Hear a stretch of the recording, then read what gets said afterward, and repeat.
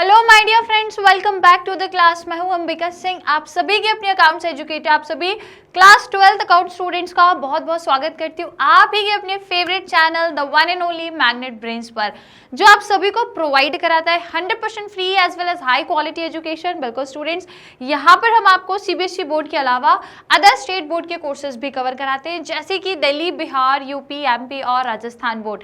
English medium के courses भी मिल जाएंगे starting from class KG to class 12th, और इसके अलावा हिंदी मीडियम के कोर्सेज भी हैं जो हम आप लोगों को कवर कराते हैं, वो भी starting from class 6 to class 12। Alright, और इसके अलावा यदि हम ई बुक्स और ई नोट्स के बारे में बात करें तो students we are also providing you the facility of e books and e notes, जिसकी हेल्प से आप अपनी लर्निंग को इंप्रूव कर सकते हो, अपने कॉन्सेप्ट्स को इंप्रूव कर सकते हो। सो इफ यू वांट, क्या कर रहे हैं, आपको नीचे जो डिस्क्रिप्शन बॉक्स में लिंक दी हुई है उसको जाके आपको क्लिक करना है और उससे हेल्प से आप आराम से ई बुक्स एंड ई नोट्स को अवेल करके लर्निंग इंप्रूव कर सकते हो। और यदि हम चैनल की बात करें स्टूडेंट्स, तो आप भी जानते हैं कि मैग्नेट ब्रेन्स इंडिया का एकमात्र ऐसा चैनल है जो आप लोगों को high quality education absolutely free of cost में प्रोवाइड कराता है। बिल्कुल स्टूडेंट्स, यहाँ पर आप लोगों को full and complete organise course हम प्रोवाइड कराते हैं, जिसके लिए कोई भी चार्जेस, कोई भी पेड सब्सक्रिप्शन या फिर कोई भी फीस आपको पे करने की जरूरत नहीं है। कंप्लीट एजुकेशन आपको हमारे चैनल से ही मिल जाएगा, जिसमें आप लोगों को detail videos, topic wise explanation, हर एक चैप्टर का डिटेल्ड एक्सप्लेनेशन, इवन काफी सारे क्वेश्चन जैसे MCQ, assertion reason, important question, sample paper solution या फिर प्रीवियस ईयर क्वेश्चन, ये तमाम चीजें आपको हमारे यूट्यूब चैनल पर ही मिल जाएंगी। तो बस जल्दी से क्या कर लीजिए, सब्सक्राइब कर लीजिए चैनल को, ताकि आप भी बाकी स्टूडेंट्स की तरह घर बैठे बैठे ही ऑनलाइन मोड में फ्री एजुकेशन का बेनिफिट ले सके। तो जरूर से हमारे चैनल को सब्सक्राइब कर लीजिएगा। बाकी फिर आज के सेशन को हम शुरू कर रहे हैं, तो क्या करना पड़ेगा, लाइक और शेयर करना पड़ेगा। तो जितने भी स्टूडेंट्स आ चुके हैं क्लास में, जल्दी से लाइक और शेयर कर दो, चैनल को सब्सक्राइब कर दो। उसी के साथ फिर शुरू कर रहे हैं आज की कहानी, आज के सेशन को। तो जैसा कि आप सभी जानते हैं कि हम लोग अपने last, that is chapter number 13 पर है, उसका नाम है कैश फ्लो स्टेटमेंट, जिसमें हम लोग एक्सरसाइज के क्वेश्चन सॉल्व कर रहे हैं। ठीक है, तो आज हम वही सीरीज को कंटिन्यू करेंगे, exercise based on cash flow statement with adjustments. ठीक है, तो विद एडजस्टमेंट्स वाले हमारे कैश फ्लो के कैश फ्लो स्टेटमेंट के क्वेश्चंस चल रहे हैं। इसमें ऑलरेडी हम लोगों ने 8 क्वेश्चन सॉल्व कर लिए। आज हम लोग क्वेश्चन नंबर 9 से स्टार्ट करने वाले हैं। तो क्वेश्चन नंबर 9 एंड 10 को आज हम मिलकर के सॉल्व करेंगे, लेकिन इसके लिए जल्दी से अपनी कॉपी पेन लेकर बैठिएगा, मेरे साथ में मिलकर आप लोग भी क्वेश्चन सॉल्व करें और जल्दी से लाइक और शेयर जरूर कर दें। ठीक है, तो फिर आइए लगा ले हम लोग स्क्रीन पर question. Are you guys ready? आप सभी तैयार है? तो आइए लेट्स स्टार्ट द सेशन। शुरू करते हैं क्वेश्चन नंबर 9, जो ये है आपकी स्क्रीन पर। इसको पढ़ेंगे, पहले देख लेते हैं क्वेश्चन में क्या चीजें हैं क्या नहीं, एंड देन इसको हम सॉल्व करेंगे। ठीक है, तो देखो, following is the balance sheet of Aakash limited as at 31 March 2023। Prepare cash flow statement. क्या कह रहा है, देखो यहाँ पर आपको बैलेंस शीट दी है, इक्विटी लाइबिलिटीज हैं, 31 मार्च 2023 और 2022 के बैलेंसेस गिवन है। रिजर्व्स एंड सरप्लस के लिए एक नोट दिया हुआ है, बाकी अमाउंट्स भी दिए हैं। अब देखो, रिजर्व्स एंड सरप्लस में जो सरप्लस दिया है, ये देखो 22 में भी नेगेटिव में था और 23 में भी नेगेटिव में है, दोनों नेगेटिव में है, दोनों मतलब माइनस, मतलब दोनों लॉस में दिया आपको। ठीक है, देन आपको लॉन्ग टर्म बोरिंग में एक नोट्स दिया है और ये सारी चीजें। उसके बाद एसेट्स में आपको कई नोट्स नहीं है और ये सारे आपको non current assets as well as current assets दिए हुए हैं। आगे बढ़ेंगे तो नोट्स का डिटेल दिया हुआ है रिजर्व्स एंड सरप्लस से, और लॉन्ग टर्म बोरिंग में 12% डिबेंचर्स हैं। ठीक है भाई साहब, आगे आ जाइए। एडिशनल इन्फॉर्मेशन बेटा ये आपको दी हुई है बढ़िया तरीके से, कुछ 4 इन्फॉर्मेशन है जो आपको दी हैं। चारों को देखते हैं क्या क्या है। तो डिबेंचर जो इशू हो रहे हैं वो 1 जनवरी को हो रहे हैं। तो बेटा याद रखना, यदि 1 जनवरी को हो रहे हैं तो जितने आपने इशू करे हैं उस पर जो आप इंटरेस्ट दोगे, डिबेंचर्स पे इंटरेस्ट देना पड़ता है, तो वो आप जनवरी से कैलकुलेट करना, क्योंकि जब इशू करें जब से ही तो कैलकुलेट करेंगे। तो जनवरी, फरवरी और मार्च, केवल 3 महीने का इंटरेस्ट हमको कैलकुलेट करना है। तो ये ध्यान रखिएगा, डेट जो है वो 1 जनवरी है। नाउ मशीन जो कि 5 लाख की है, उसकी कॉस्ट, देन उस पर डेप्रिसिएशन जो चार्ज हुआ है वो 1,75,000 हुआ है, जिसको आपने बेचा है 3,75,000 में। तो इसके लिए हमको मशीनरी अकाउंट बनाना पड़ेगा और सारी चीजें उसमें लिखनी पड़ेगी। Now depreciation charge during the year कितना है, 2 lakh. During the year 2 lakh आपका डेप्रिसिएशन है। Then non current investment were sold at a profit of 20%। Non current investment को आपने सेल करा है 20% के प्रॉफिट पे, तो वो कितने में सेल करा ये नहीं दिया, तो यहाँ पे अब आपको 2 अकाउंट बनाने पड़ेंगे वर्किंग नोट में, एक तो मशीनरी अकाउंट और दूसरा आपको ये जो नॉन करेंट इन्वेस्टमेंट आपने सेल करें 20% के प्रॉफिट में, वो तो ठीक है 20% के प्रॉफिट में करे, पर कितने में सेल करे वो निकालने के लिए आपको वर्किंग नोट्स में investment non current investment account prepare करना होगा। लास्ट में बोला प्रिपेयर कैश फ्लो स्टेटमेंट। तो बस ये 4 इन्फॉर्मेशन है एडिशनल जो हमको देख के और फिर इसको हम सॉल्व करेंगे। तो मैंने बोला सबसे पहले हम वर्किंग नोट करेंगे और सबसे पहले मशीनरी अकाउंट बना लेते हैं, डेप्रिसिएशन की तो जरूरत नहीं है, और दूसरा बनाएंगे हम नॉन करेंट इन्वेस्टमेंट अकाउंट। ठीक है, तो शुरू करें, फटाफट से आ जाइए यहाँ पर वर्किंग नोट में। सबसे पहला वर्किंग नोट हम यहाँ पे करने वाले हैं वर्किंग नोट नंबर 1। सबसे पहले क्या बनाएंगे हम, मशीनरी अकाउंट। ठीक है, तो यहाँ पे लिख लेते हैं हम मशीनरी अकाउंट, और इसका बना लेंगे हम यहाँ पर एक format.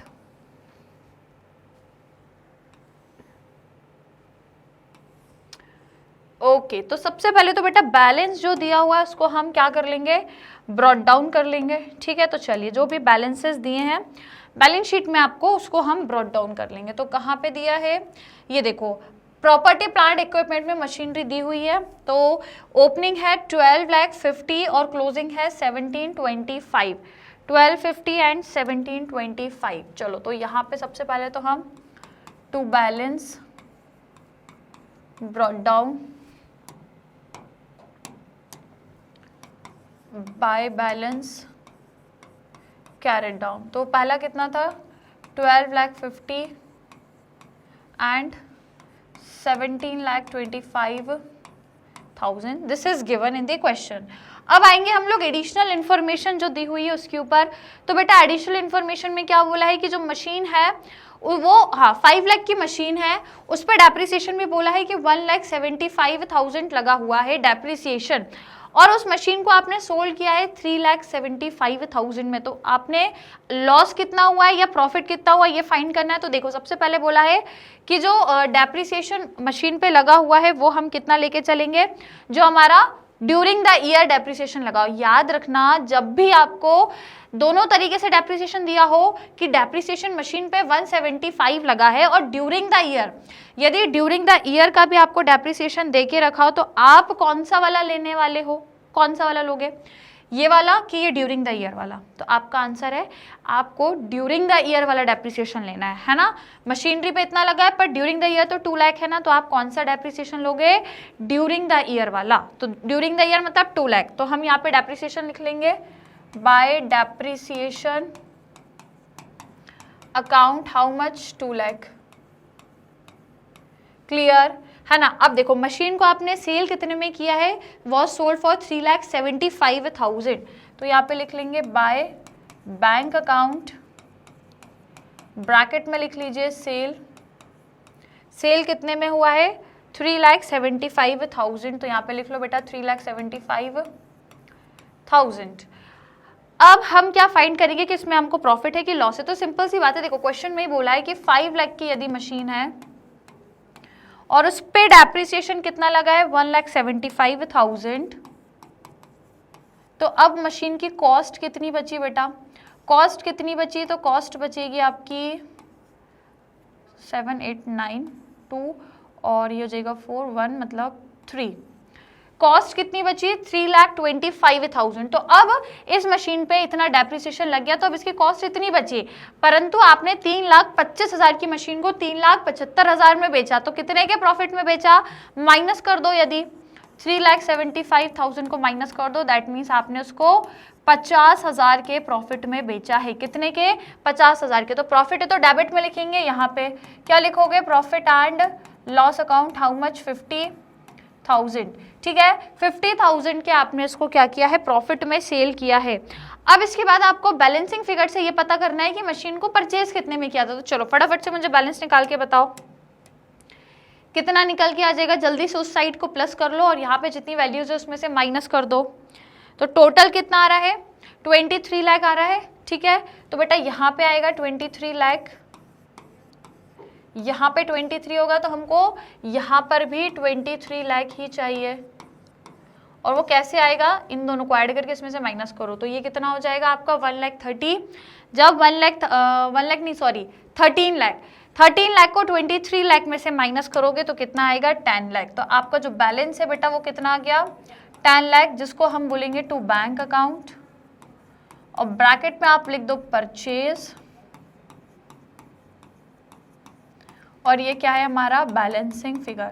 Is it clear? This is our balancing figure. तो पहली चीज हमने निकाली। अब दूसरा इन्वेस्टमेंट अकाउंट भी बना लेते हैं, ठीक है। तो देखो यहीं पर हम बना लेंगे non current investment account, non current investment account, ठीक है। तो सेम एज इट इज ही रहेगा ये भी फॉर्मेट हमारा। उसके बाद इसका बैलेंस ब्रॉट डाउन कर लेंगे हम, डेबिट में टू बैलेंस ब्रॉट डाउन, और यहाँ पे करेंगे बाय बैलेंस कैरिड डाउन, ठीक है। तो देखिए बैलेंस आपको मिल जाएगा भाई साहब यहाँ पर नॉन करेंट इन्वेस्टमेंट का। तो देखो क्लोजिंग ओपनिंग है 5, क्लोजिंग है 3, 5 एंड 3, तो मतलब 5 लाख और ये है आपका 3 लाख। नाउ इन क्वेश्चन उन्होंने क्या बोला है, यदि आप एडिशनल इंफॉर्मेशन में देखोगे तो नॉन करेंट इन्वेस्टमेंट को आपने 20% के प्रॉफिट पे बेचा है। 20% के प्रॉफिट पे मतलब कि यदि आपके ओपनिंग में 5 लाख नॉन करेंट इन्वेस्टमेंट है और क्लोजिंग तक यदि 3 लाख हो गए तो कितने कम हुए 2 लाख, तो मतलब आपने वो 2 लाख इन्वेस्टमेंट को सेल कर दिया। लेकिन 20% के प्रॉफिट पे तो हम यहाँ पे कैलकुलेट करेंगे कि 2 लाख का बेटा 20% कितना होता है, 2 लाख का 20% कितना होगा 40,000। तो आपने कितने के प्रॉफिट में बेचा है उन इन्वेस्टमेंट को, 2 लाख के इन्वेस्टमेंट को 40,000 के प्रॉफिट में बेचा है, तो 40,000 ऐड हो जाएगा, तो कुल मिला के आपने 2 लाख के इन्वेस्टमेंट को 2,40,000 में बेचा है। कितने में बेचा है बेटा 2,40,000 में, सेल किया है 2,40,000 में। तो यहाँ लिखेंगे by bank account,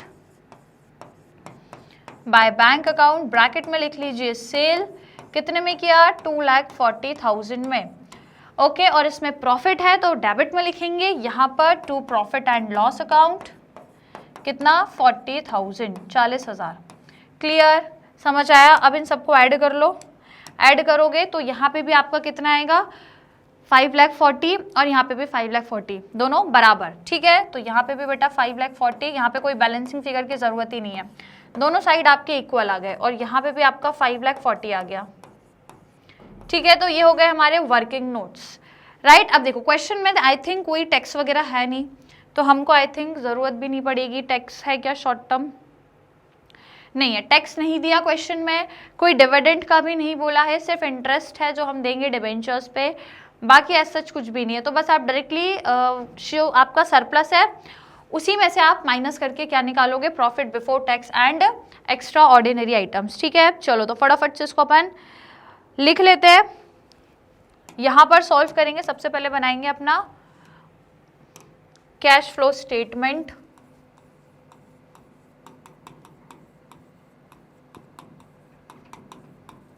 cash flow statement के लिए सबसे पहले जो हमारी नंबर 1 एक्टिविटी आती है वो क्या आती है, cash flow from operating activity,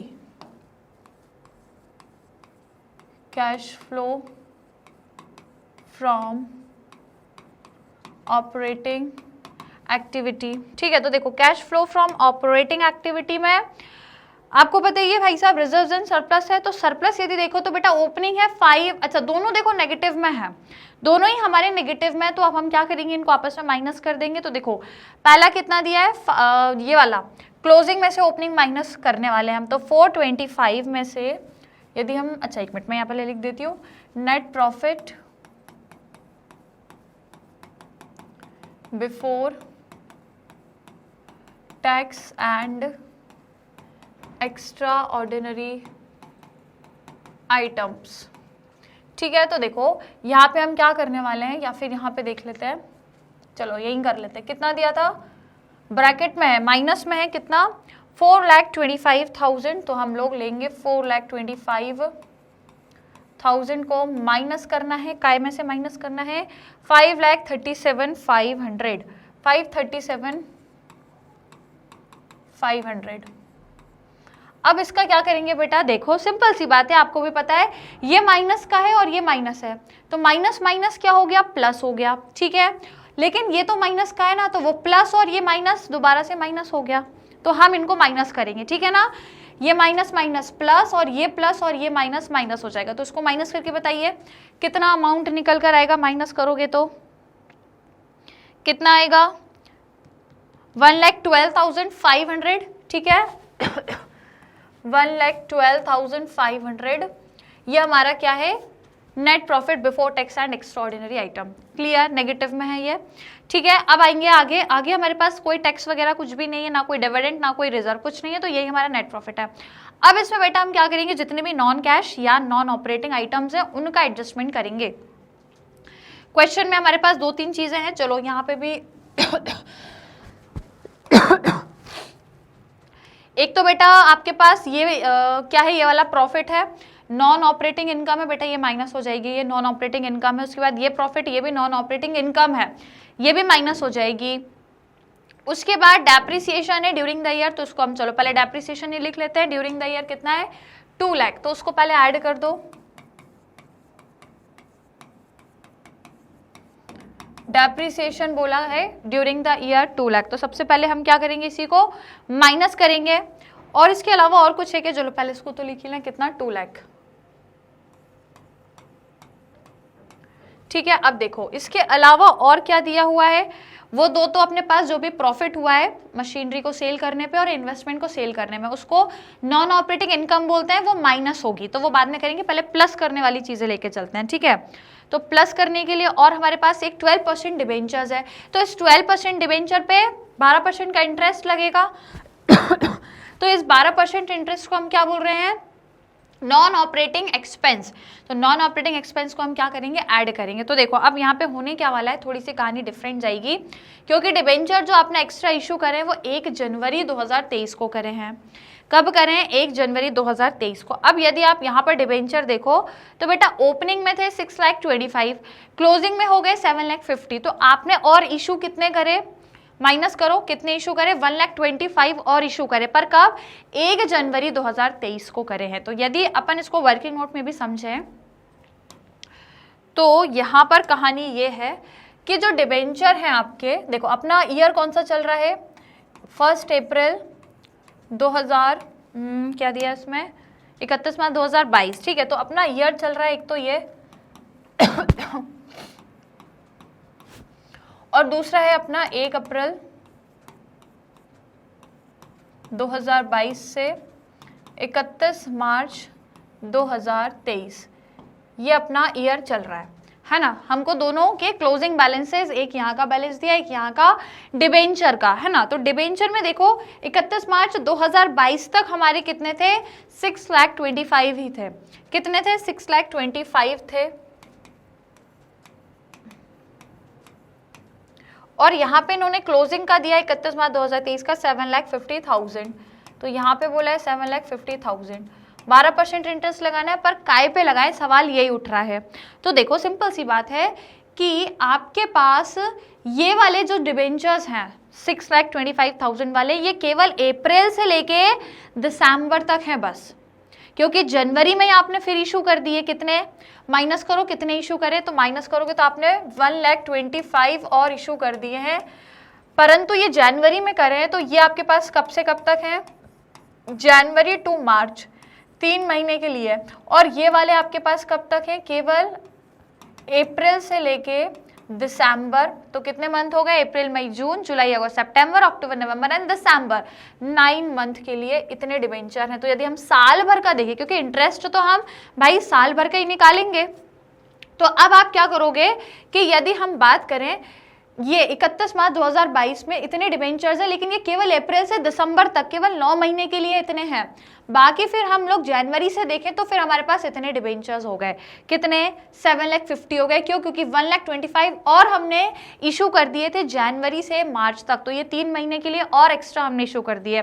तो अब आपको क्या निकालना है, इंटरेस्ट निकालना है 12% का। तो सबसे पहला तो आप इस पे निकालोगे बेटा 12% का इंटरेस्ट 3 महीने के लिए, और दूसरा फिर आप इस पे निकालोगे इस पे 3 नहीं, इस पे 9 महीने के लिए, क्योंकि ये वाले डिबेंचर अप्रैल से लेके दिसंबर तक है, तो इस पे 12% इंटरेस्ट 9 महीने के लिए निकलेगा।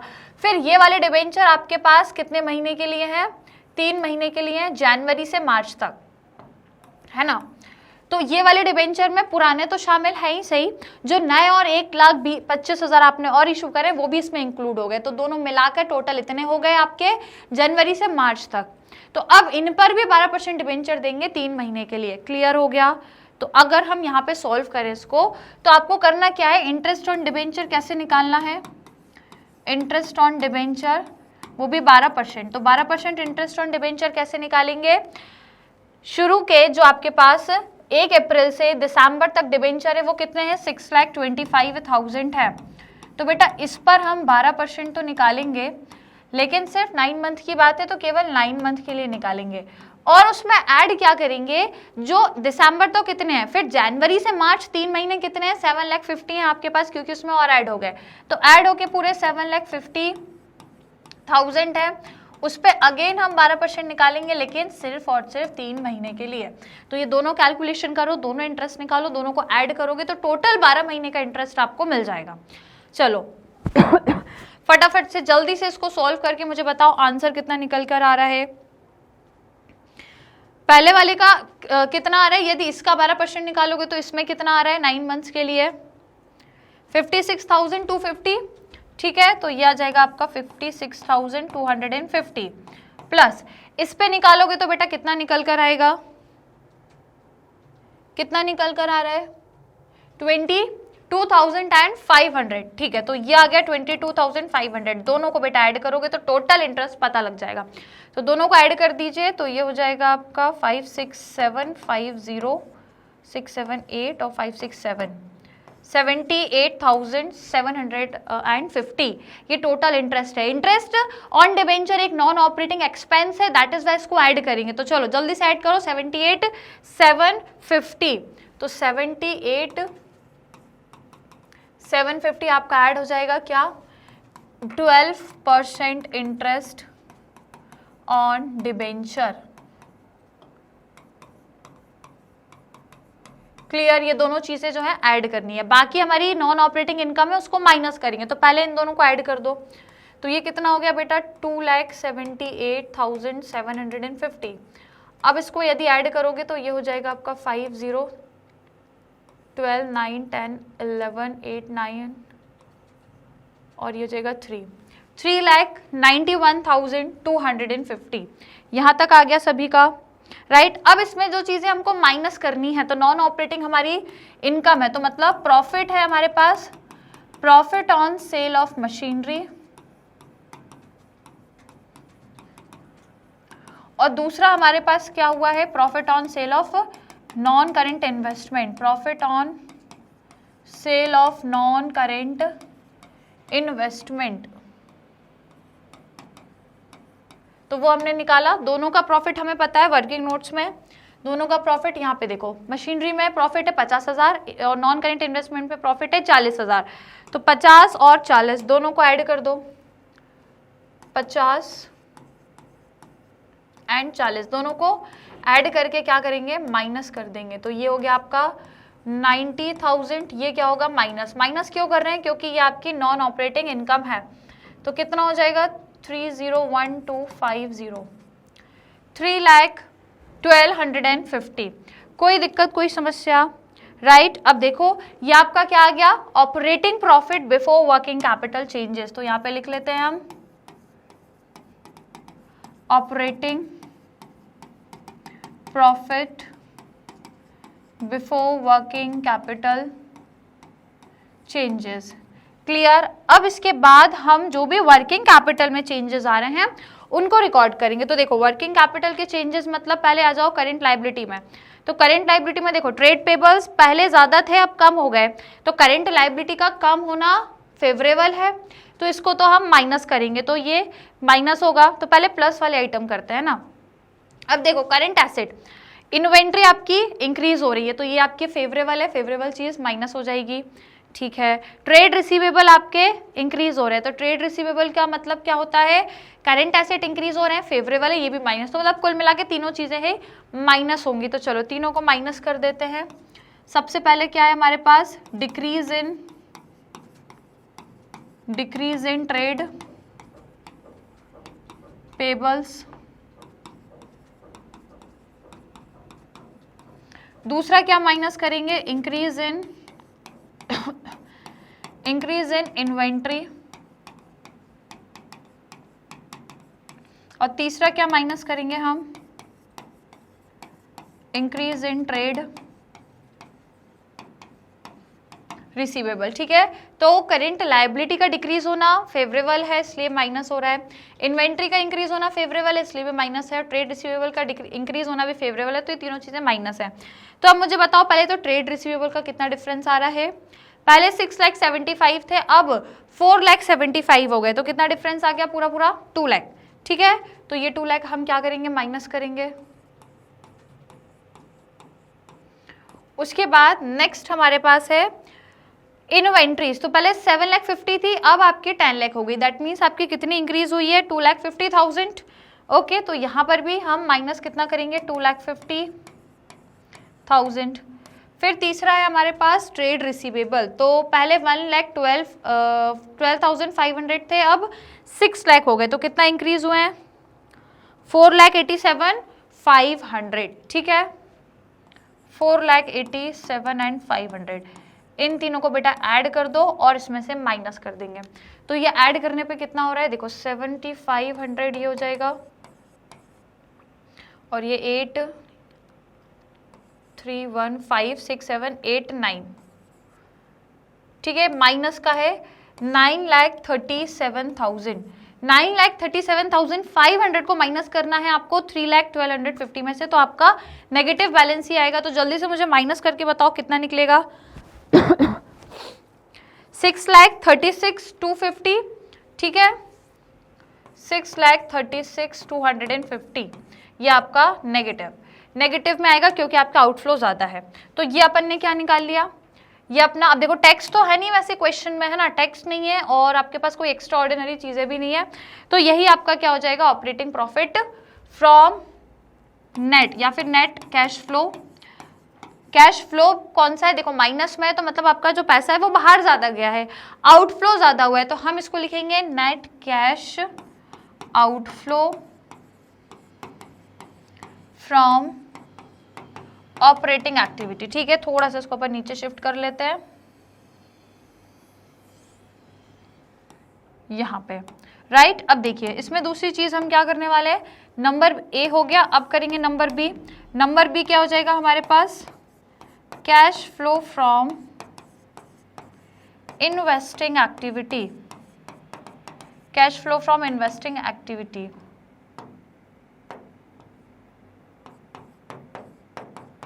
तो इन्वेस्टिंग एक्टिविटी में हम क्या लिखते हैं, जो भी हम लोगों ने नॉन करेंट इन्वेस्टमेंट परचेस किए या फिर कोई भी एसेट हमने, कौन सा, फिक्स्ड एसेट सेल या परचेस कराओ, तो उसको हम रिकॉर्ड करते हैं। तो देखो भाई साहब यहाँ से पता लग जाएगा, तो इसके लिए तो हमने मशीनरी अकाउंट बनाया और नॉन करेंट इन्वेस्टमेंट, दो ही चीजें, इनके लिए हमने ऑलरेडी वर्किंग नोट में चीजें लिखी हुई है। तो देखो यहाँ से पता लग जाएगी हमको, यदि देखें तो मशीन को सेल करा है, परचेज भी करा है, ये दोनों आएगा।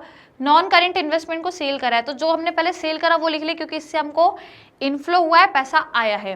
ठीक है, तो दोनों चीजें लिख लेंगे, सबसे पहले sale of machinery and then sale of non current investment. ठीक है, चलिए यहाँ पर लिख लेंगे हम सेल ऑफ, एक सेकेंड, यहाँ पे क्या लिखेंगे, सबसे पहले सेल ऑफ मशीनरी एंड उसमें ऐड हो जाएगा क्या, sale of non current investment, और माइनस क्या होगा आपका, purchase of machinery, purchase of machinery. Clear, ये आप लोगों को चीजें करनी है। तो चलिए अब इसमें पहले अमाउंट देख लेते हैं हम, सेल ऑफ मशीनरी कितना हुआ, कितना दिया हुआ है हमने कैलकुलेट किया, तो देखो 3,75,000 ये है और 2,40,000 ये है, 3,75,000 एंड 2,40,000, तो इससे आपको अमाउंट जो है वो रिसीव होगा। तो दोनों को ऐड यदि हम करते हैं तो ये आपका हो जाएगा 5,000,4 ये हो जाएगा आपका 11, 1, 5 और 6, कितना हो गया 61,000, 6,15,000। अब इसके आगे हम क्या करेंगे, जो हमने परचेस किए मशीनरी उसको माइनस करेंगे। तो देखो मशीनरी परचेस करिए तो पैसा बाहर गया है, कितना 10 लाख, ठीक है। तो भाई 10 लाख हम इसमें से माइनस कर देंगे, तो अपना ये केवल 6,15,000 है, और माइनस कितना करना है बेटा इसमें से 10 लाख।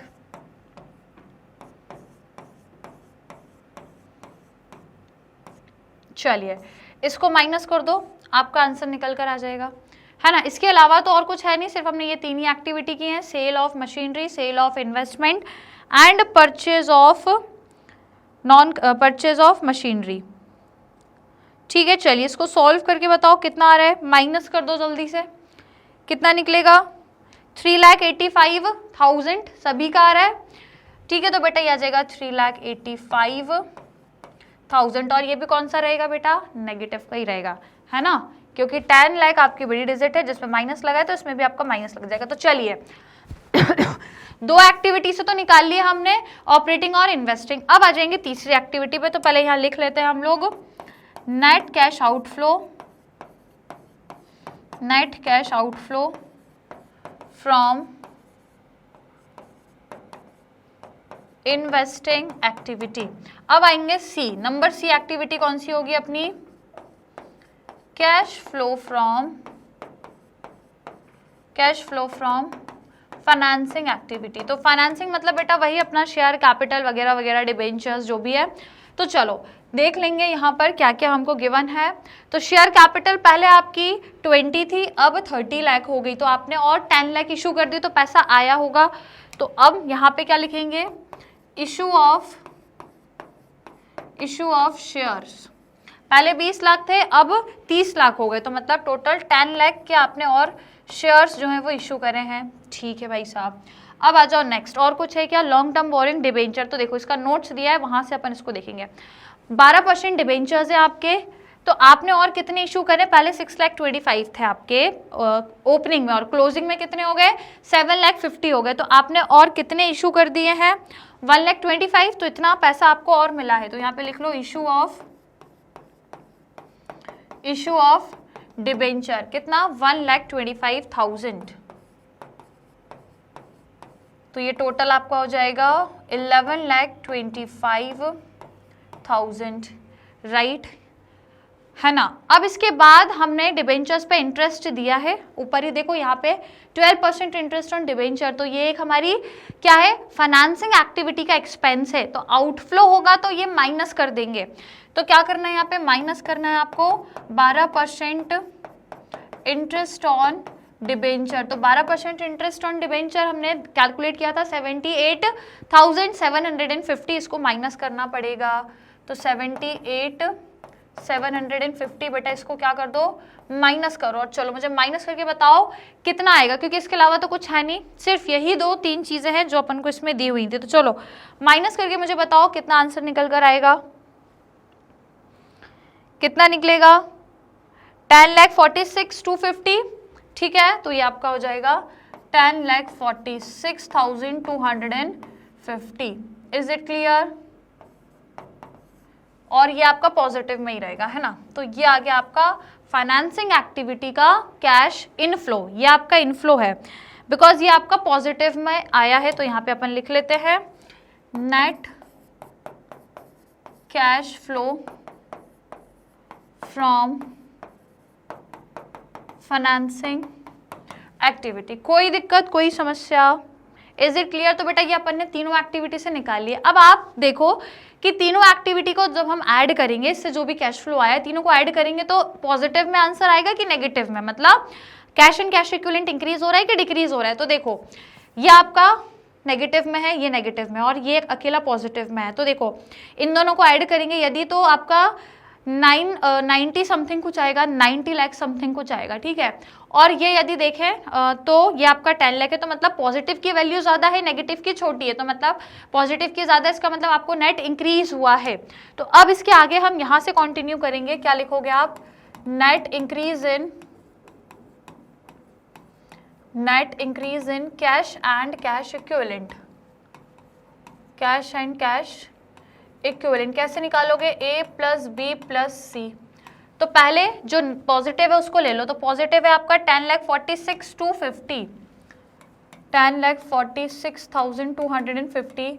उसमें से बाकी की जो ए और बी वाली एक्टिविटीज थी उसका आपका नेगेटिव में आंसर है, तो दोनों को माइनस करेंगे तो कितना है ये 63,6,250, 6,250 और इसमें माइनस क्या करेंगे 385,000, 385,000। ठीक है, तो बेटा पहले तो इन दोनों को ऐड करके इसमें से माइनस कर दो और मुझे बताओ आपकी वैल्यू कितनी आएगी, और जो भी वैल्यू आएगी उसमें फिर आपको क्या करना है, ऐड करना है opening balance of cash and cash equivalent. तो देख लो कितना दिया है कैश एंड कैश इक्विवेलेंट, यदि हम यहाँ पे देखें तो कैश एंड कैश इक्विवेलेंट का ओपनिंग 2022 में दिया है 1,50,000। कितना दिया है बेटा 1,50,000, तो यहाँ पे अपन लिख लेंगे 1,50,000। अब इन तीनों को बताया आपने, इन दोनों को ऐड करके इसमें से माइनस करना है, तो कितनी वैल्यू निकल कर आ रही है 25,000 आ रही है। ठीक है, तो बेटा ये आ रहा है आपका 25,000। तीनों एक्टिविटी को यदि हम लोगों ने सॉल्व किया तो तीनों एक्टिविटी को जब ऐड किया, जो माइनस वाली चीजें थी उनको माइनस करके तो अपना 25,000 आया है। और जो ओपनिंग बैलेंस है आपका कैश और कैश इक्विवेलेंट का वो 1,50,000 दिया, आप दोनों को प्लस करो, 1,50,000 और 25,000 को बेटा प्लस करोगे तो कितना हो जाएगा 1,75,000 हो जाएगा। और ये आपका क्या होना चाहिए, किसके बराबर होना चाहिए, ये आपका बराबर होना चाहिए closing balance of cash and cash equivalent के। तो चेक कर लें क्लोजिंग बैलेंस है कि नहीं कैश एंड कैश इक्विवेलेंट का, तो बिल्कुल है। ये देखो cash and cash equivalent closing मतलब 31 मार्च का कितना है 1,75,000, मतलब अपना सोल्यूशन पूरा सही है। यदि लास्ट में ये चीज मैच हो जाए तो समझ जाना अपन ने पूरा काम बिल्कुल सही करा है, कोई दिक्कत कोई परेशानी। Is it clear to everyone, समझ में आया? ठीक है, तो बढ़िया क्वेश्चन था, इसमें अपने जो भी एडजस्टमेंट्स थे, एडिशनल इन्फॉर्मेशन थी, सबको हमने सॉल्व करा, तो बढ़िया है। जल्दी से पहले लाइक और शेयर करो, फिर अगला क्वेश्चन करेंगे। फटाफट से सभी को बोल रही हूँ जल्दी से लाइक एंड शेयर कर दीजिए, फिर हम लोग नेक्स्ट क्वेश्चन पर मूव करेंगे। डन कर दिया लाइक शेयर, तो चलो आप लोग को स्क्रीनशॉट लेना है इसका, तो फटाफट से ले लीजिए पूरा सॉल्यूशन, वर्किंग नोट से स्क्रीनशॉट लेना, चलो जल्दी से ले लो। डन ले लिया, चलिए उसके बाद इसका ले लो भाई, ये भी वर्किंग नोट है। डन, चलिए उसके बाद ये आपका सॉल्यूशन, डन ले लिया, उसके बाद ये आपका रिमेनिंग सॉल्यूशन। डन ले लिया बेटा सभी ने स्क्रीनशॉट, ठीक है। तो ये वाला क्वेश्चन हमारा सॉल्व हो गया, अब अपन अगला क्वेश्चन करेंगे, राइट। तो चलिए अगले क्वेश्चन मतलब क्वेश्चन नंबर 10 पर आ जाएंगे, फटाफट से इसको अपन कर देंगे बेटा क्लियर और आ जाएंगे 10th क्वेश्चन पर। चलो ये कंप्लीट है 10th क्वेश्चन, ये रहा आपकी स्क्रीन पर, इसको भी अगेन सॉल्व करना है। लाइक और शेयर बेटा करते रहना, और जो भी मैंने अभी पढ़ाया है ये क्वेश्चंस आपको रिवाइज भी करना है, इसलिए इनको रख लेना अच्छे से सॉल्व करके। चलिए तो क्वेश्चन 10 कह रहा है from the following balance sheet and information of Sun limited prepare cash flow statement. ठीक है, तो भाई बैलेंस शीट दी, इक्विटी एंड लाइबिलिटीज है, रिजर्व्स एंड सरप्लस में अगेन आपको एक दिया, नहीं अच्छा शेयर कैपिटल में आपको नोट दिया है, और रिजर्व एंड सरप्लस में भी एक नोट दिया है। 2023-2022 ये बैलेंसेस आपको गिवन है। लॉन्ग टर्म बोरिंग में 10% डिबेंचर्स दिए हैं, और बाकी अदर चीजें हैं। एसेट्स में नॉन करेंट एसेट्स है, नॉन करेंट इन्वेस्टमेंट में आपका 10% इन्वेस्ट, देखो जब भी ऐसा 10% इन्वेस्टमेंट या 10% डिबेंचर आता है ना, क्वेश्चन में ना भी दिया हो ना कि इन्वेस्टमेंट पे, अब देखो आपने इन्वेस्टमेंट करे हैं तो जाहिर सी बात है आपको रिटर्न मिलेगा, मतलब जो इंटरेस्ट है वो आपको मिलेगा। आपने इन्वेस्टमेंट करा है ना, तो आपको उस पर इंटरेस्ट मिलेगा। अब क्वेश्चन में भले कहीं ना भी दिया हो कि आपको इन्वेस्टमेंट पे इंटरेस्ट मिलना है, तो भी आप ये मत सोचना कि क्वेश्चन में नहीं दिया तो हम, भाई क्वेश्चन में दिया है, ये दिया है। ये जो 10% इन्होंने लिखा है ना, ये एवे ही नहीं लिखा है, ये इसीलिए लिखा है ताकि आप समझ जाओ कि ये इन्वेस्टमेंट में आपको 10% का रिटर्न मिलने वाला है, समझ गए। तो क्वेश्चन में वेट मत करना कि एडिशनल इन्फॉर्मेशन में यदि लिखा होगा ना कि इन्वेस्टमेंट पे इंटरेस्ट मिलने वाला है तो ही हम कैलकुलेट करेंगे, तो बेटा क्वेश्चन गलत हो जाएगा फिर आपका, ठीक है। तो अगर यहाँ पर आपको कोई भी है, जैसे कि एक तो डिबेंचर में तो हमेशा दिया ही रहता है, प्रेफरेंस शेयर में भी दिया रहता है, तो समझ जाना, नहीं भी है तो भी कैलकुलेट करना है। हाँ बस प्रेफरेंस शेयर में एक चीज याद रखना कि यदि प्रपोज्ड डिविडेंड भी दिया है तो फिर प्रेफरेंस शेयर पर अलग से मत निकालना, क्योंकि वो जो प्रेफरेंस शेयर का डिविडेंड है वो प्रपोज्ड डिविडेंड में शामिल रहता है। है, क्योंकि proposed dividend equity as well as preference share दोनों का जो कंबाइंड रहता है डिविडेंड, उसको हम प्रपोज्ड डिविडेंड बोलते हैं।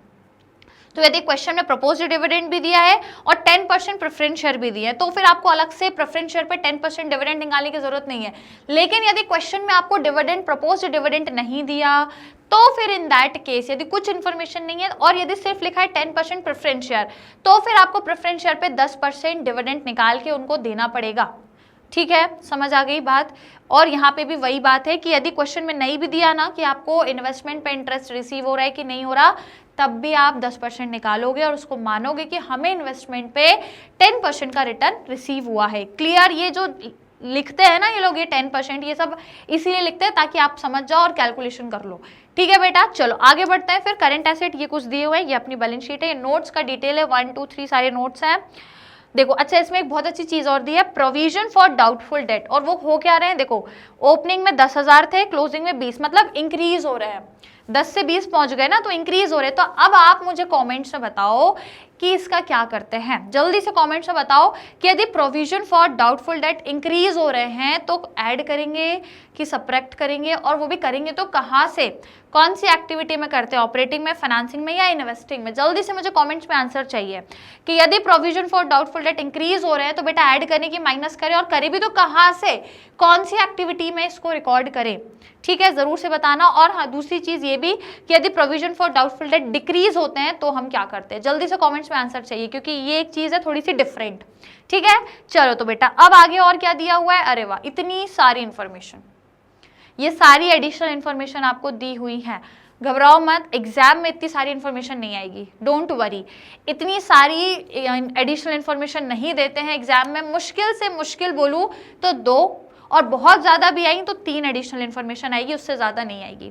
हो सकता है एक अकेली भी आए, this can also be possible, एक भी आए, 2 भी आए, और बहुत ज़्यादा ही है तो 3 आएगी बेटा, इससे ज़्यादा नहीं आएगी। तो ये मत सोचना ऐसा कोई क्वेश्चन एग्जाम में आएगा।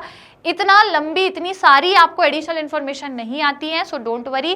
पर फिर मैं ये क्वेश्चन क्यों लेकर आई हूँ, आपके मन में सवाल आएगा ना कि मैम जब ऐसे सवाल आते ही नहीं है एग्जाम में तो आप इतना लंबा, इतना बड़ा क्वेश्चन क्यों लेकर आई।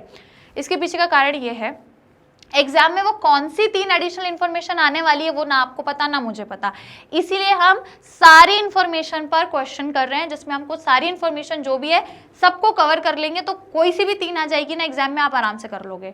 ठीक है, अब हो सकता है कि ये 3 आ जाए, ये 3 आ जाए, कि ये 3 आ जाए, कुछ भी आ सकता है ना। तो हमको सभी चीज़ों के लिए प्रिपेयर रहना है, इसलिए मैं ऐसा सवाल लाई हूँ जिसमें हम मैक्सिमम चीज़ों को कवर कर लें, और जब मैक्सिमम चीज़ें कवर करेंगे तो क्वेश्चन में जो भी आएगा आप आराम से कर लोगे। ठीक है, तो ये सारी इन्फॉर्मेशन है, बढ़िया सवाल है, इसको ज़रूर सॉल्व करना, तभी आपका जो भी एग्जाम में क्वेश्चन आएगा आप आराम से कर लोगे। ठीक है, चलो तब एक एक करके इन्फॉर्मेशन देख लेते हैं। You are inform that during the year, तो देखो प्रपोज्ड डिविडेंड दिया हुआ है 31 मार्च 2023, 31 मार्च 2022। बेटा इक्विटी शेयर पे तो डिविडेंड रहते ही नहीं है, that is why nil, sorry dividend रहता है, पर इन्होंने यहाँ पे इक्विटी शेयर कैपिटल पे निल डिविडेंड दिया है, तो मतलब इनको अभी इक्विटी शेयर वालों को अभी नहीं दे रहे हैं, है ना। उनको डिविडेंड मिलता है पर इनको अभी नहीं दे रहे, तो अभी सिर्फ और सिर्फ किसका दिया है इन्होंने, प्रेफरेंस शेयर वालों का, तो दोनों का 10-10% ही दिया है, मतलब प्रीवियस ईयर में भी 10%, प्रेजेंट ईयर में भी 10%। और प्रपोज्ड डिविडेंड हमेशा हम प्रीवियस ईयर का देते हैं इस साल, है ना। करेंट ईयर में हम हमेशा कौन सा प्रपोज्ड डिविडेंड देते हैं, प्रीवियस ईयर का, मतलब ये जो 31 मार्च 2022 में जो आपका डिविडेंड होगा उस पर, मतलब जो आपका अमाउंट होगा प्रपोज्ड डिविडेंड का, उसको हम करेंट ईयर में पे करेंगे। ठीक है, तो आपको ये वाला कैलकुलेट करना है, हालांकि है दोनों ही 10%, कोई फर्क नहीं है ना। मशीन जिसकी वैल्यू है 90,000, उसको आपने 50,000 पे बेचा है। डेप्रिसिएशन ड्यूरिंग द ईयर आपका 60,000 रहा है। डिबेंचर आपने 1 अप्रैल 2022 को इशू करे, तो कोई दिक्कत नहीं है, साल भर का इंटरेस्ट जाएगा फिर, क्योंकि 1 अप्रैल को ही करें और 1 अप्रैल से पूरा 31 मार्च, साल भर का ही हम इंटरेस्ट देंगे। ठीक है भाई साहब।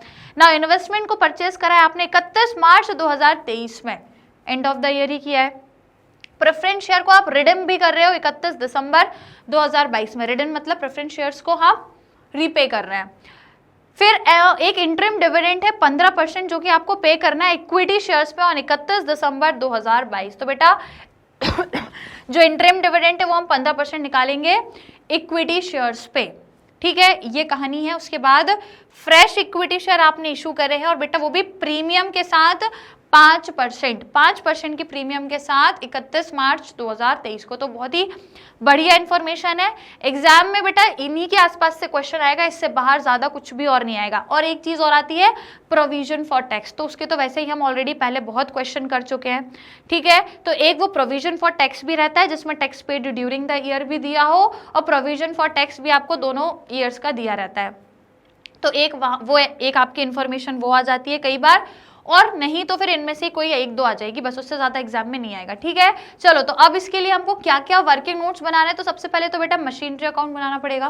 परचेज कितने में करी थी ये देखने के लिए डेप्रिसिएशन की जरूरत नहीं है, और इन्वेस्टमेंट वॉज परचेज प्रेफरेंशियल, ठीक है। तो इसमें केवल हमको एक मशीन अकाउंट है, मशीनरी अकाउंट, जो हमको प्रिपेयर करना है। और अब क्योंकि डिविडेंड है बहुत सारे, एक प्रपोज्ड है, एक इंटरिम डिविडेंड है, तो इसके लिए हम अलग से वर्किंग नोट में net profit before tax and extraordinary item को कैलकुलेट करेंगे। चलिए, तो आ जाएंगे बेटा मैदान में। सबसे पहले लिखेंगे वर्किंग नोट। वर्किंग नोट्स में सबसे पहले नोट नंबर 1 क्या बनाएंगे हम, मशीनरी अकाउंट।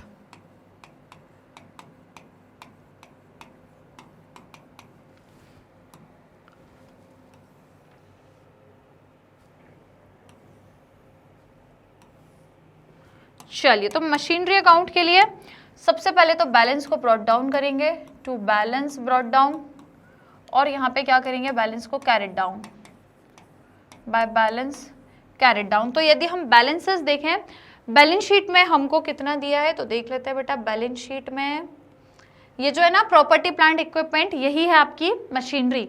तो 6 लाख एंड 7 लाख आपको दिया हुआ है, तो यहाँ पे लिख लोगे आप 6 लाख, और यहाँ पे आप लिखोगे 7 लाख।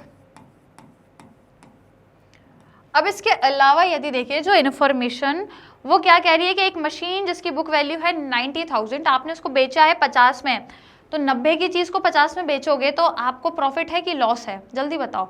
90,000 की यदि मशीन है और उसको यदि आप 50,000 में बेचोगे तो बेटा जाहिर सी बात है कि आपको क्या होगा, लॉस ही होगा, क्योंकि 90 की चीज 50 में मतलब पूरा कितने का लॉस, 40,000 का, ठीक है। तो हमने सेल करी, तो यहाँ पे लिखेंगे by bank account, by bank account, bracket में लिखोगे सेल, कितने में की है बेटा, 50,000 में, और इससे हमको क्या हुआ है, लॉस। तो लॉस है तो क्रेडिट कर दो, प्रॉफिट एंड लॉस कितने का, 40,000 का हमको क्या हो गया है, लॉस हो गया है। क्लियर, कोई दिक्कत कोई समस्या यहाँ तक। अब इसके बाद यदि हम इसमें डेप्रिसिएशन देखते हैं, तो बेटा डेप्रिसिएशन क्वेश्चन में दिया है, ये देखो, depreciation charge during the year, तो हमको वैसे भी ड्यूरिंग द ईयर वाला ही डेप्रिसिएशन लेना होता है। कितना दिया है, 60,000, तो बस यहाँ पे लिख लो डेप्रिसिएशन, हाउ मच, 60,000। तो बस अब इन सबको प्लस कर लो, आपका बैलेंसिंग फिगर आ जाएगा। तो ये हो जाएगा 6, 10, 15, 5, 85 हो रहा है, ठीक है। 8,50,000 हो जाएगा ये आपका, 8 लाख, एक सेकेंड, 8,50,000। अब यहाँ पे यदि 8,50,000 है, दैट मीन्स यहाँ पे भी होना चाहिए 8,50,000। अब इसको माइनस कर दोगे तो कितना बचेगा, केवल 2,50,000। कोई दिक्कत कोई समस्या। तो आपने जो मशीन परचेस करी है वो कितने में करी है, 2,50,000 में, तो यहाँ पे लिख लेते हैं 2,50,000। क्या हो जाएगा, ये आपका परचेस की है ना, तो बैंक से ही करी होगी, तो क्या लिखेंगे, टू बैंक अकाउंट, ब्रैकेट में आप लिखोगे परचेस, और बैलेंसिंग फिगर से हमने कैलकुलेट किया है। कोई दिक्कत कोई समस्या, सिंपल है। मशीनरी अकाउंट इसमें हमको केवल बनाना है, बाकी किसी अकाउंट को आपको बनाने की जरूरत नहीं है। क्लियर हुआ सभी को बढ़िया तरीके से। अब इसके बाद क्योंकि क्वेश्चन में आप लोगों को टैक्स तो दिया नहीं है, परंतु आपको डिविडेंड तो दिए हैं, तो उनको मतलब एडजस्टमेंट करके ही हम नेट प्रॉफिट निकालेंगे। तो चलो दूसरा वर्किंग नोट हम यहाँ पे करेंगे नेट प्रॉफिट का। सबसे पहले इसके लिए आपको चाहिए क्या, profit during the year, profit during the year. तो बेटा ये ड्यूरिंग द ईयर का प्रॉफिट आपको सरप्लस में दिया हुआ है। सरप्लस यदि देखोगे, सरप्लस पहले 2 लाख देन 4 लाख, तो बस माइनस कर दो, 4 लाख माइनस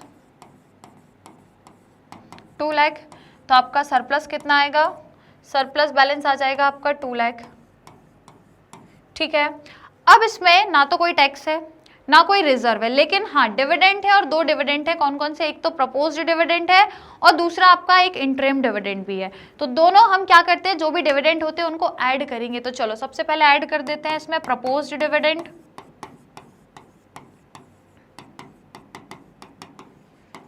और दूसरा इसमें आप क्या ऐड करोगे, इंटरिम डिविडेंड।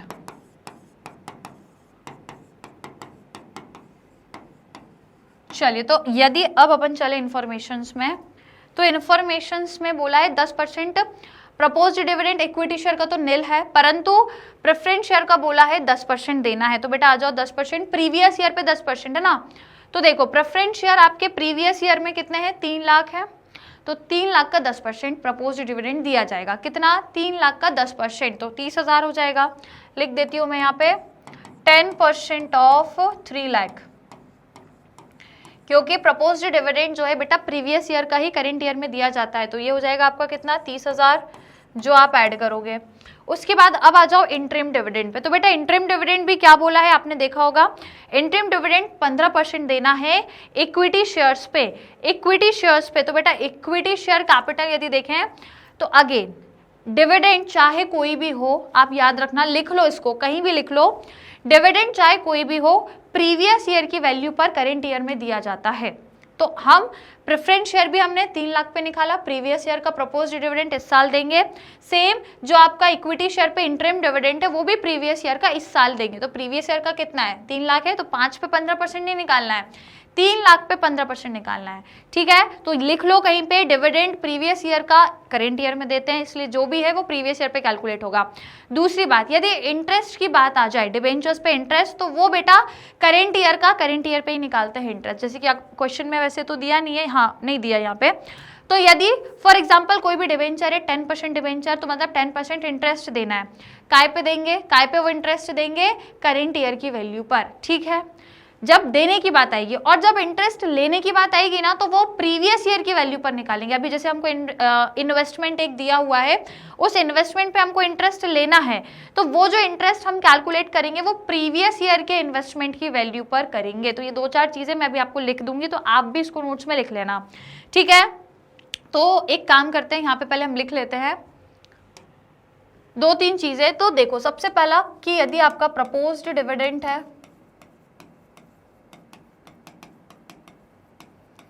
और यदि आपका इंटरिम डिविडेंड है, इन सब पे आपको यदि क्या निकालना है, अमाउंट निकालना है, तो काय पे निकालोगे आप, प्रीवियस ईयर पे कैलकुलेट करोगे। ठीक है, और हाँ यदि आपको इंटरेस्ट ऑन डिबेंचर्स यदि निकालना है, तो वो काय पे निकालोगे आप, करंट ईयर पे। ठीक है, राइट।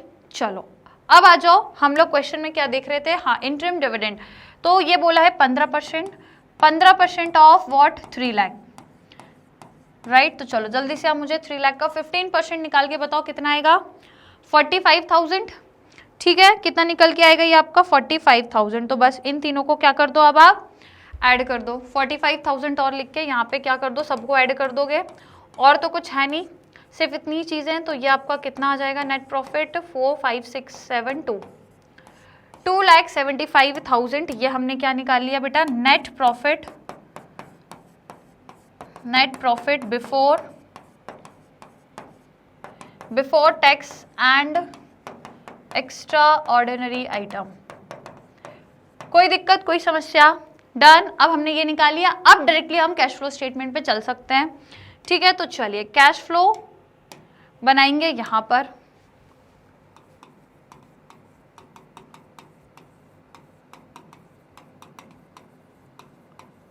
कैश फ्लो स्टेटमेंट, ठीक है। तो देखिए सबसे पहले नंबर ए, पहली एक्टिविटी कौन सी है अपनी, cash flow from operating activity. तो cash flow from operating activity के लिए सबसे पहले तो नेट प्रॉफिट जो अभी जस्ट हमने निकाला वही लेंगे। तो क्या लिखोगे, net profit before tax and extra ordinary item. अभी जस्ट निकाला, कितना था, 2,75,000 है ना। तो बस यहाँ पे लिख लो 2,75,000 ये हो गया। अब इसमें क्या करना है, जो भी आपके नॉन कैश या नॉन ऑपरेटिंग वाली चीजें हैं उनका एडजस्टमेंट हम यहाँ पे करने वाले हैं। तो सबसे पहले आ जाते हैं जितनी भी चीजें हैं, जैसे कि यदि डेप्रिसिएशन है, गुडविल अमोर्टाइजेशन है, तो वो सारी चीजें। तो देखो क्या क्या दिया, एक बारी चेक कर लो। ओके, यहाँ पे तो नहीं होगा, एक मिनट, गुडविल है क्या, गुडविल को चेक कर लेते हैं हम। चलो गुडविल नहीं दी, कोई बात नहीं। डेप्रिसिएशन तो दिया ही होगा, डेप्रिसिएशन दिया है 60,000, तो सबसे पहले इसी को लिख लेते हैं। डेप्रिसिएशन ऐड हो जाएगा आपका, डेप्रिसिएशन ऐड कितना दिया है 60,000, तो इसको हम ऐड करेंगे 60,000 को। देन उसके बाद और क्या क्या दिया है, देखो डिबेंचर इशू, तो देखो इंटरेस्ट क्या है आपका, इंटरेस्ट ऑन डिबेंचर एक नॉन कैश एक्सपेंस है, ये भी आपका ऐड हो जाएगा। तो चलिए डिबेंचर पे इंटरेस्ट देना है तो पहले उसको लिख लेते हैं और उस पर हम देंगे कितने % देना है। चलो क्वेश्चन में देख लेते हैं।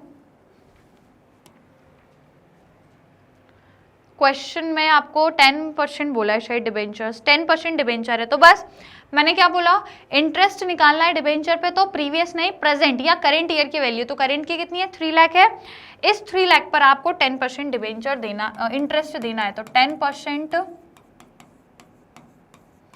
इंटरेस्ट ऑन डिबेंचर मतलब 10% ऑफ 3 लाख कितना होता है 30,000, तो इसको भी हम क्या कर देंगे, ऐड करेंगे, क्योंकि ये भी हमारे लिए क्या है, एक नॉन कैश एक्सपेंस है।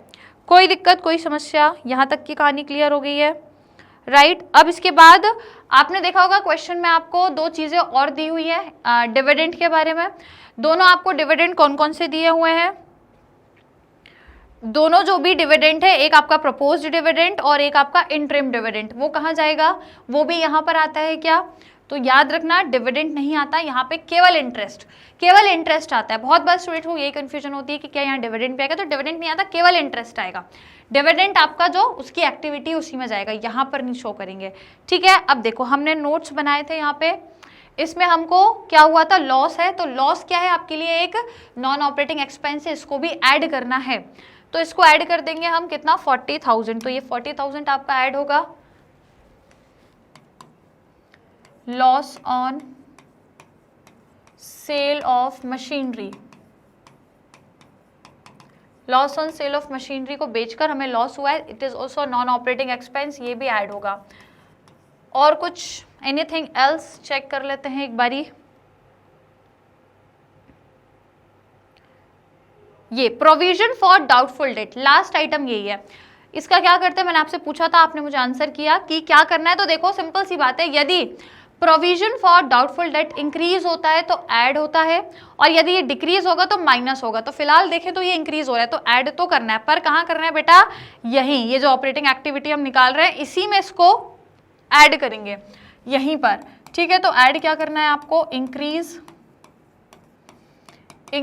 इन प्रोविजन फॉर डाउटफुल डेट। तो कितना इंक्रीज हो गया, पहले 10 था, 20 मतलब 10,000 और इंक्रीज हो गया है, तो 10,000 हम ऐड और कर देंगे। चलो तो अब इतनी चीजें फटाफट ऐड हो जाएंगी, तो 6, 7, 8, 9, 10, 14 मीन्स 1,40,000। जल्दी से ऐड करोगे तो ये हो जाएगा 5, 7, 3, 4,15,000। क्या यहाँ तक सभी का आ गया, 4,15,000 तक, कोई दिक्कत कोई समस्या, इज इट क्लियर।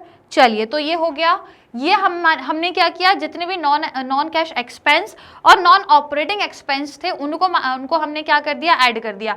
अब क्वेश्चन में कोई एक नॉन ऑपरेटिंग इनकम भी है जिसको हमें क्या करना है, माइनस करना है, क्योंकि नॉन ऑपरेटिंग इनकम को हम क्या करते हैं, माइनस कर देते हैं। तो देख लेते हैं वो कौन सी है, मैंने जस्ट आपको अभी बताई थी, है ना, कौन सी वाली थी भाई, वो जो इन्वेस्टमेंट। अब देखो आप बोलोगे मैम इन्फॉर्मेशन में तो ऐसा कुछ भी नहीं दिया, दिख रहा है कि कहीं इन्वेस्टमेंट पे इंटरेस्ट मिलने वाला, ऐसा कहीं नहीं लिखा है। पर बेटा बैलेंस शीट में देखोगे ना, तो ये जो 10% लिखा है, इसका मतलब ही ये है कि इस इन्वेस्टमेंट पे आपको 10% मिलने वाला है। तो ये आपके लिए क्या है, इनकम, लेकिन नॉन ऑपरेटिंग इनकम है, और नॉन ऑपरेटिंग इनकम को हम माइनस कर देते हैं। तो अब बेटा ये जो 10% निकालोगे आप, काय पे निकालोगे, वो ओपनिंग पे या क्लोजिंग पे, बताओ जल्दी। 10% इंटरेस्ट ऑन इन्वेस्टमेंट ओपनिंग पे निकालें कि क्लोजिंग पे निकालें, काय पे निकालेंगे? तो बेटा इसका आंसर है कि हम इसको ओपनिंग पे निकालेंगे। तो मैं यहाँ लिख भी देती हूँ, आई विल राइट हेयर कि हम क्या करने वाले हैं, एक सेकेंड, हाँ, कि यदि आपको निकालना है interest on investment, interest on investment, तो ये हम प्रीवियस ईयर की वैल्यू पर ही निकालते हैं, प्रीवियस ईयर की वैल्यू पे। तो ये जो डिविडेंड है ये आपको क्या करना है, पे करना होता है, ये आप पे करते हो। इंटरेस्ट ऑन डिबेंचर आप पे करते हो, और इंटरेस्ट ऑन इन्वेस्टमेंट जो है वो आपको रिसीव होता है। समझ में आया? ये याद रखना, बार बार कंफ्यूजन होती है। तो प्रपोज डिविडेंड हो, इंटरिम डिविडेंड हो, काय पे कैलकुलेट करोगे, प्रीवियस ईयर पे, और क्योंकि प्रीवियस ईयर का ही करंट ईयर में दिया जाता है, पहली बात। परंतु यदि इंटरेस्ट ऑन डिबेंचर निकालना है तो वो आपको करंट ईयर पे निकालना पड़ेगा, क्योंकि वो करंट ईयर का ही हम करंट ईयर में देते हैं, ठीक है। तो डिविडेंड प्रीवियस ईयर का प्रेजेंट ईयर में देते हैं, लेकिन interest on debentures current year का ही करंट ईयर में देते हैं। तीसरी चीज, जो इंटरेस्ट ऑन इन्वेस्टमेंट है, ये क्या है, इंटरेस्ट ऑन इन्वेस्टमेंट को मैं पूरा ही लिख देती हूँ, इंटरेस्ट ऑन इन्वेस्टमेंट। तो बेटा इंटरेस्ट ऑन इन्वेस्टमेंट तो हमको रिसीव होता है, तो पिछला जो होगा, मतलब प्रीवियस ईयर का जो अमाउंट होगा उस पर हम कैलकुलेट करेंगे, क्योंकि प्रीवियस ईयर का जो इन्वेस्टमेंट था उस पर आपको जो इंटरेस्ट मिलने वाला है वो करंट ईयर में मिलेगा। समझ आ गया? तो ये दो तीन चीजें लिख लो, क्योंकि हम अक्सर यही चीजों में गलती करते हैं, जो करंट ईयर पे निकालना था वो प्रीवियस में निकाल दिया, जो प्रीवियस में निकालना है वो करंट, तो फिर गड़बड़ हो जाती है। बस इतना याद रखना, डिविडेंड प्रीवियस ईयर का देना है करंट ईयर में, interest on dividend current year का ही देते हैं। तो कैलकुलेट जो भी दिया होगा ना 10%, 12%, तो वो काय पे कैलकुलेट करोगे, करंट ईयर की डिबेंचर्स की वैल्यू पर, ठीक है। ऑन द अदर हैंड जो इंटरेस्ट देना है, जो इंटरेस्ट रिसीव होगा इन्वेस्टमेंट पे, वो जो प्रीवियस ईयर का होगा ना उस पे आपको रिसीव होगा करंट ईयर में, इसलिए कैलकुलेट काय पे करेंगे, प्रीवियस ईयर में। क्लियर हुआ? तो चलिए, हमको प्रीवियस ईयर का इन्वेस्टमेंट कितना है, 1 लाख है, तो इस 1 लाख पे क्या होगा, आपको इंटरेस्ट रिसीव होगा। Is it clear? तो चलिए 1 लाख का आप निकाल लो फटाफट से, कितना आएगा, 10,000 आएगा, राइट। तो इसको क्या करेंगे, हम माइनस करेंगे, इसको बेटा माइनस करना है, क्योंकि 10% interest on investment, 10% of 1 lakh कितना होता है, 10,000। तो इसको माइनस कर दो 10,000, क्योंकि ये एक नॉन ऑपरेटिंग इनकम है, तो ये माइनस होके आपका आ जाएगा 504, 4,05,000। ये आ गया आपका क्या, operating profit before working capital changes, operating profit before working capital changes. अब इसमें बेटा जो भी वर्किंग कैपिटल में चेंजेस हो रहे हैं ना उनको रिकॉर्ड करेंगे। तो क्या क्या चेंजेस हो रहे हैं, आ जाओ पहले। करंट लायबिलिटी में ट्रेड पेबल्स हैं, ट्रेड पेबल्स आपके इंक्रीज, देखो करंट लायबिलिटी का इंक्रीज होना अनफेवरेबल है, इसलिए इसको ऐड कर देंगे। तो ऐड क्या करो आप, इंक्रीज इन ट्रेड पेबल्स। अब देखो इंक्रीज हो कितना रहा है, कितना इंक्रीज हो रहा है, पहले 60,000 थे, अब आपके 1,40,000 हो चुके हैं। दैट मीन्स कितने का इंक्रीमेंट हुआ आपका, कितने का इंक्रीमेंट हो रहा है, बताओ जल्दी फटाफट से, कितने का इंक्रीमेंट है, 80,000, ठीक है। तो ये 80,000 आप क्या करोगे, इसमें ऐड करोगे, ठीक है। अब एक सेकंड बाकी और देख लेते हैं, और कुछ ऐड करना है क्या। करंट इन्वेस्टमेंट और कैश एंड कैश इक्विवेलेंट तो आपका लास्ट का काम है। अब देखो इन्वेंट्रीज, तो बेटा इन्वेंट्रीज पहले 1 थी, अब 2 हो गई, तो करंट एसेट का इंक्रीज होना तो हम माइनस करते हैं। ट्रेड रिसीवेबल भी आपके इंक्रीज हो रहे, तो ये दोनों माइनस होंगे, तो आपको प्लस केवल एक ही चीज करनी है, that is increase in trade payables, जो आपके 80,000 है। तो इसको यदि ऐड करेंगे तो 4,85,000 आपका हो जाएगा। अब इसमें से माइनस कर दीजिए, माइनस क्या करेंगे हम, इंक्रीज इन इन्वेंट्रीज, और दूसरा हम माइनस क्या करेंगे इसमें, इंक्रीज इन ट्रेड रिसीवेबल, ठीक है। तो दोनों इंक्रीमेंट जो है उनको हम, तो इन्वेंट्री आपकी पहले 1 थी, अब 2 लाख हो गई, इसका मतलब 1 लाख से आपकी इंक्रीज हुई है, माइनस हो जाएगा, ठीक है। उसके बाद बेटा ट्रेड रिसीवेबल पहले 190 थे, अब आपके 280 हो गए, तो कितने इंक्रीज हुए हैं ये ट्रेड रिसीवेबल। तो देखो एक सेकेंड, यहाँ पे ना नोट दिया है 3, तो एक सेकेंड इसको और देख लो, क्योंकि ट्रेड रिसीवेबल में ना डेटर्स है, बिल्कुल देखो ये नोट नंबर 3 में दिया है कि जो ट्रेड रिसीवेबल्स है बेटा इसमें सन्ड्री डेटर्स शामिल हैं आपके, और सन्ड्री डेटर्स में आपका प्रोविजन भी है। तो अब आप मुझे बताओ कि हम सन्ड्री डेटर्स को जो क्वेश्चन में वैल्यू दी है वो तो 19 मतलब बैलेंस शीट में जो दी है वो 190 और 280 दी है, पर इसमें आपके जो प्रोविजन है वो शामिल हैं, वो शामिल करके वैल्यू दी है, मतलब उनको हटा करके दी है, उनको लेस करके वैल्यू दी है। पर हमको कौन सी लेनी है, ओवरऑल जो डेटाज है ना, ओवरऑल जो सन्ड्री डेटाज है उनकी वैल्यू। तो हम क्या लेंगे, ये 2 लाख और 3 लाख लेंगे। प्रोविजन को माइनस करने के बाद की वैल्यू नहीं लेनी है आपको, प्रोविजन को शामिल रहने दो, उनको सन्ड्री डेटास में ऐड रहने के जो पहले की ही वैल्यू जिसमें वो ऐड है, जिसमें वो शामिल है। अब आपको यहाँ पे जैसे ये 2 लाख है, इसमें जो प्रोविजन है वो माइनस करके 1,90,000 दिया है। सेम यहाँ पे 3 लाख प्रोविजन 2,20,000 माइनस करके इतना दिया है, पर हमको ये वैल्यू नहीं लेनी है। हम जो बोल रहे हैं ना कि हमारे ट्रेड रिसीवेबल इंक्रीज हो रहे हैं, इंक्रीज हो रहे हैं, पर ये वाली वैल्यू पर नहीं देखना है, हमको ये वाली वैल्यू पे देखना है। तो 2 लाख थे पहले 3 लाख हो गए, मतलब इसमें प्रोविजन को हमें शामिल करके ही देखना है, माइनस जो लेस के बाद की वैल्यू है उसको नहीं देखनी है। याद रखना इस चीज को, लिख लो अगेन कहीं पे नोट्स में कि यदि प्रोविजन दिया हो तो भी आप उसको इंक्लूड करके जो सन्ड्री डेटर्स है उसकी वैल्यू पर चेंज देखोगे एज अ ट्रेड रिसीवेबल। तो पहले 2 लाख थे, अब 3 लाख हो गए, कितना चेंज आया, पूरा का पूरा 1 लाख। ठीक है, पूरा आपका चेंज कितना आया, 1 लाख। तो हम इसको क्या बोलेंगे कि चेंज कितना है, 1 लाख। तो चलो यहाँ पे लिख लो 1 लाख, ये दोनों माइनस के हैं, तो बेटा अब इसमें से 2 लाख क्या कर दो, माइनस कर दो, कितना हो जाएगा 2,85,000। कोई दिक्कत, कोई समस्या। अब क्वेश्चन में कोई टैक्स तो है नहीं क्वेश्चन में कोई टैक्स वैक्स नहीं है, तो इसका मतलब यही आपका क्या है, कैश या नेट कैश फ्लो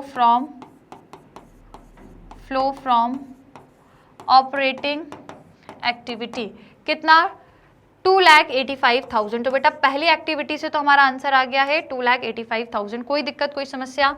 अब आइए number B activity. Number B हमारे पास क्या है, cash flow from investing activity. तो इन्वेस्टिंग में अपने जो भी non current assets and non current investments हैं उनको हम यहाँ पे देखने वाले हैं। तो आइए यहाँ पर देखेंगे हम लोग नॉन करेंट इन्वेस्टमेंट हमने परचेज करे हैं, पहले 1 थे अब 2 लाख, तो परचेज में तो आउटफ्लो है, इसको हम बाद में देखेंगे। पहले आ जाइए इस पे, मशीनरी जो हमने, वैसे इसके लिए वर्किंग नोट हमने बनाया हुआ है यहाँ पे। तो देखो जो सेल करी इससे बेटा पैसा मिलेगा, तो सबसे पहले इसको लिख लेते हैं, एंड देन जो हमने परचेज करा है उसको हम लिखेंगे। तो सबसे पहले तो सेल मशीन की कितने में करी है हम लोगों ने, 50,000। तो इसको हम क्या करेंगे, ऐड कर लेंगे, sale of machinery, sale of machinery, उसमें से हम माइनस क्या करेंगे बेटा, परचेज ऑफ मशीनरी,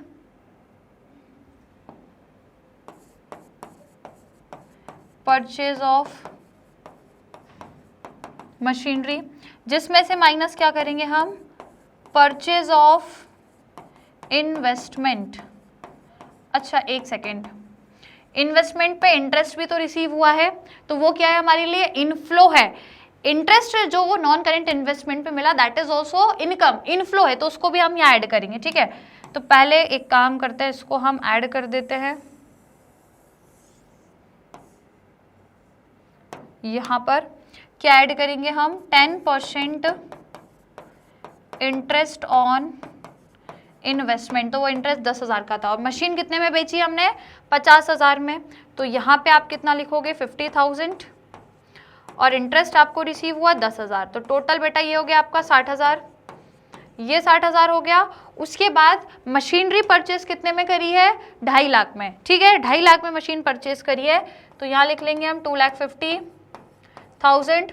और जो इन्वेस्टमेंट है, पहले आपके 1 लाख थे अब 2 लाख हो गए, आपने 1 लाख के और इन्वेस्टमेंट खरीद लिए, तो आपने परचेज किया 1 लाख के इन्वेस्टमेंट को, तो ये आपका आउटफ्लो हो गया, 1 लाख और आपके जेब से गया, तो ये भी आपका माइनस हो जाएगा। तो कितना माइनस करना है यहाँ से, 3,50,000। ठीक है, ये 3,50,000 को आप माइनस कर दोगे तो आपका आउटफ्लो ज़्यादा हुआ है।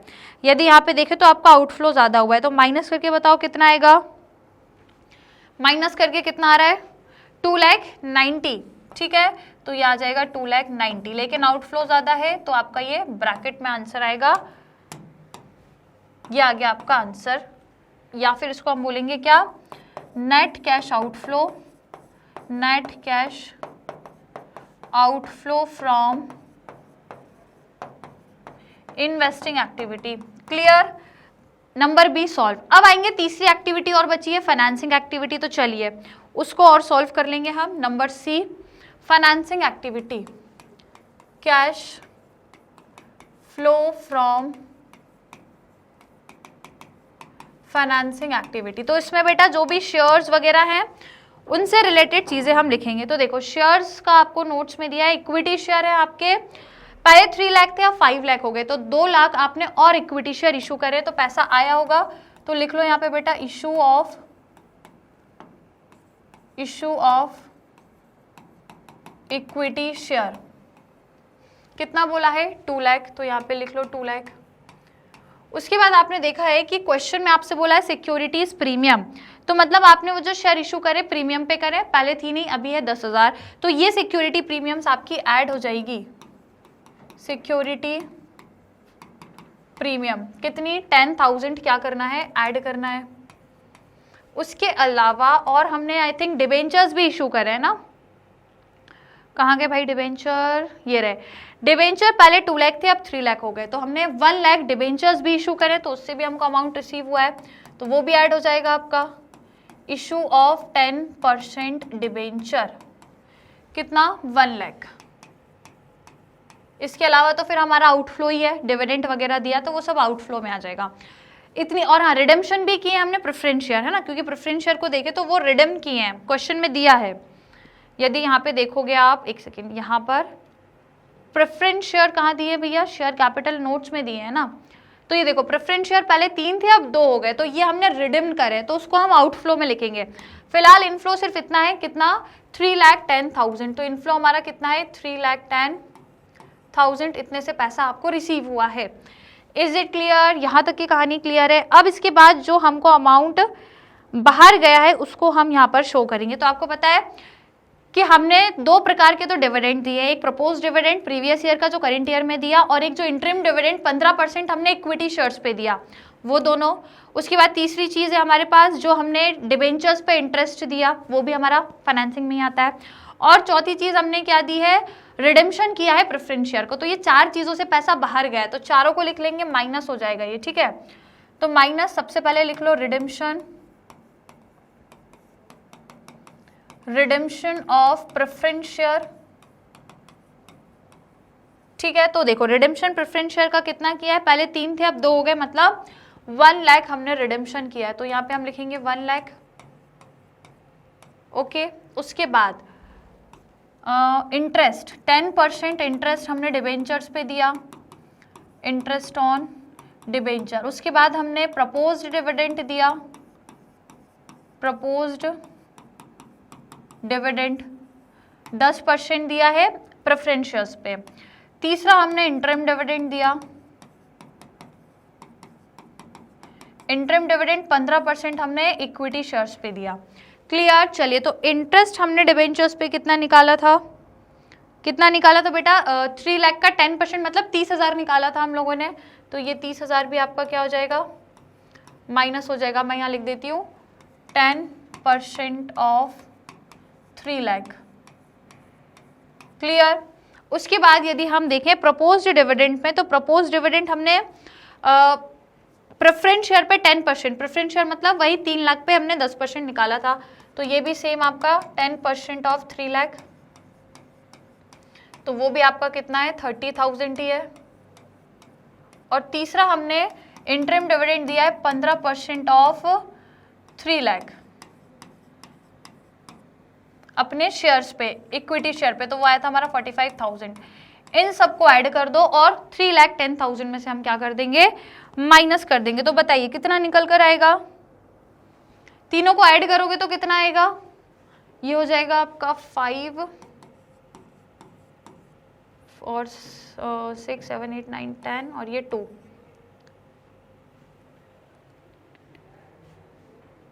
Clear, right. तो ये आपका आंसर है। अब इसको आपको क्या करना है, माइनस करना है, फटाफट से माइनस कर दो। माइनस का है तो बेटा यहाँ ब्रैकेट लगा दो और इसको माइनस कर दो।